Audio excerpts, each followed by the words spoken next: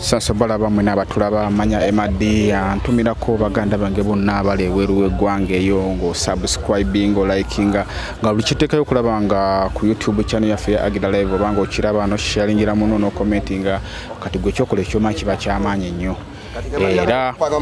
twagala okubeera nga tugatta eddobozi nga ndine muganda we kazibe Filipo Dadi Kondwali Kabejja,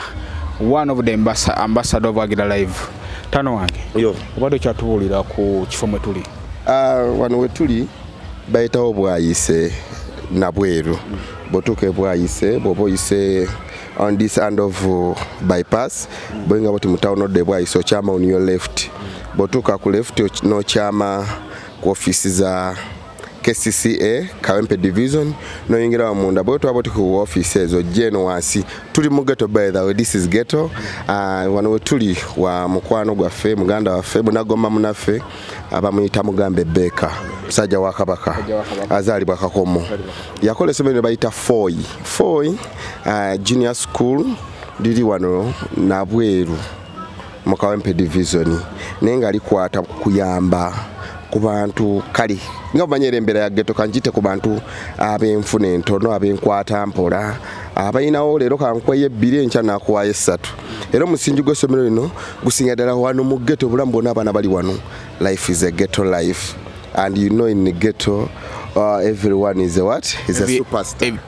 In a ghetto everyone is a superstar. Yes, as the president Kyagulanyi oba omwana wekera bwe yagamba Kyagulanyi Center, everyone in the ghetto is a superstar. Even me, I'm from ghetto to you guys. Namwe mbanga munda this guy bamize ndi wa ghetto. So kati musinyi guno gwe yakola ogwabana ghetto gwatukwatako naffe nga Agida Live. Let us pay this to him. Era lero tuze ne tumukyalirako ne tulaba embeera y'abantu abali wano. Ayambye ku bantu abamba mama bafirwako batata abaana tebalina bamama na batata bali mu mbeera y'okutambuza amazzi n'afuna 2 najja asoma bali mu mbeera etali mu kyakulya bwaddayo waka bali mu mbeera etalina wakusulako enkuba bwetonya babuka myala abamama bakola mu Kimumbasa. If you know the story about Kimumbasa is I don't know to say nenge mbere yebera mu bitu bitategereka byokka nenga banoonya ko 10 baje bawerera abaana. So twala okwebaza kwa feno okutwala eddobozi lya feri mwenna abalaba Agida Live okubaako nammwe tofaali kusinzira wano lye mugatta ku muganda waffe Mugambe Beka abeeko atawamu weyeyongera mu ngeri ng'ey'okufuna basalizi mu ngeri ng'emu ey'okwagala omukwasizaako essomero lyeyongere nga mulira balikyali wansi letaga okuzimba letagako gate letagako fence etegerekeka letagako okuddabiriza ku ground like okukola well surface so binyinya ebyetaagisa. So anyone there ng'olina engeri yonna gy'osobola omuyambako tofaali limu oba 2 you can push him from here to there anyhow. Oyinza okuba toyinaawo mbeera busa gwe muyamba naye oyina connection ku bantu abalina amasomero abalinako ebifiseewo okuyamba ku baana ku bantu abalina embeera endala bayinza okuba nga banyigamu ne bamuyisaawo naso okuyamba ku bazadde okuwerera ku baana kuba abaana abangi abali wano abeetaaga obuyambi nenga ffe Agida Live kyo kyetusobodde okukolawo.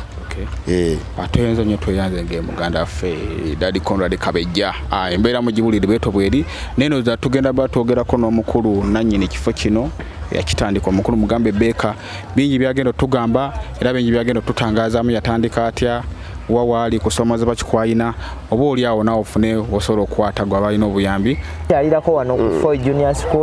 Junior School wekazo nani bwayise tuyamba nnyo abaana abali mu mbeera enzibu lwe munajjola tuli batulambuza ku kitundu kyaffe kino enkuba bwetonya wano tosala kirala tulinawo Kimumbasa kumpi kale abazadde baffe bava mu bitundu bino ebyetooloddewo be batuyita mufuna mpola naye twagamba naffe tusobola gatta ki ku society mwongeddeko essomero eri abamufuna mpola era abaana abasinga obungi tuyamba bayambe wano okulaba nti at least nabo bafuna. Nange nasoma lwaki nange sina kyenyambye society nange nfuba okulaba nti ki ojongera mu maaso era bwe tulimala eno bwe tulifuna mu buzinzi gomba tujja kujja tukole ebintu bino tulabe okulanga neyanza nnyo neyanzeege nzikiriza